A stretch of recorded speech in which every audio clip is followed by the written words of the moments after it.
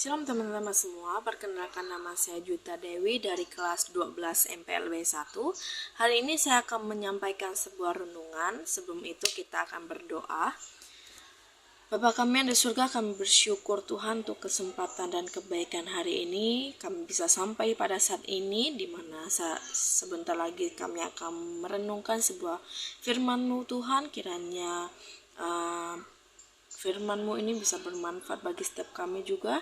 Kami menyerahkan setiap kami juga yang bisa mau mendengarkan Tuhan. Kiranya kami bisa sungguh-sungguh mendengarkan.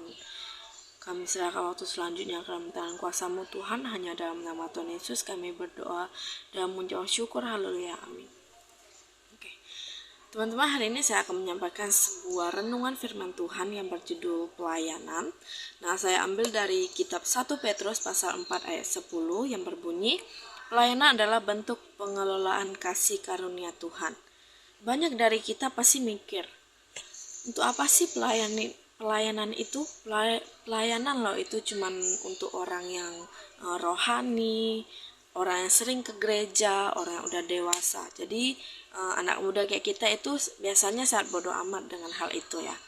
Nah, banyak juga dari kita saat diajak pelayanan pasti banyak alasan. Entah itu nggak punya waktu, sibuk, belum siap, bahkan tidak peduli ya. Nah, tapi sebenarnya Tuhan juga mau anak muda kayak kita itu terlibat dalam pelayanan. Karena melayani itu bukan beban ya, tapi kesempatan buat dipakai Tuhan untuk menjadi alatnya. Simpelnya, pelayanan itu adalah wujud ucapan syukur kita kepada Tuhan atas berkat-Nya dalam hidup kita. Kita melayani bukan karena kewajiban ya, tapi karena hati yang penuh terima kasih, sebab kita sudah lebih dulu dikasihi dan diselamatkan oleh-Nya. Melalui pelayanan, kita ingin mempersembahkan hidup kita sebagai tanda syukur kepada Tuhan, serta menjadi berkat bagi sesama.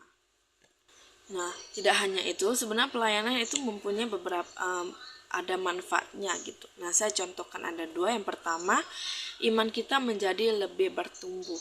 Nah, dalam pelayanan pasti kita menghadapi banyak tantangan. Nah, tapi dari situlah iman kita diuji. Dari pelayanan kita belajar sabar, kerjasama, menghargai orang lain, dan membantu pribadi kita itu menjadi semakin kuat. Nah, dari situ juga iman kita menjadi lebih bertumbuh gitu. Nah, yang kedua itu menjadi berkat bagi sesama. Melalui pelayanan, kita menjadi alat Tuhan untuk membawa penghiburan, pertolongan, harapan bagi mereka yang membutuhkan. Tapi memberi manfaat bagi orang lain itu bukan hanya melakukan kebaikan ya, tetapi juga memuliakan Tuhan melalui tindakan kasih yang kita nyatakan dalam kehidupan sehari-hari.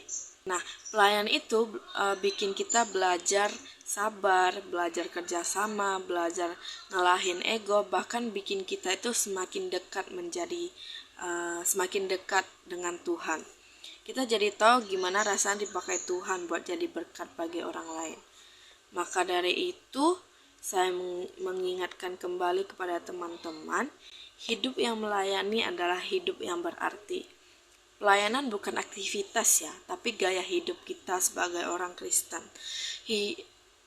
Pelayanan itu nggak harus ada di atas mimbar. Kita bisa mulai dari hal kecil, contohnya bantu teman, dengerin curhatan orang lain, atau ngelakuin hal baik tanpa disuruh.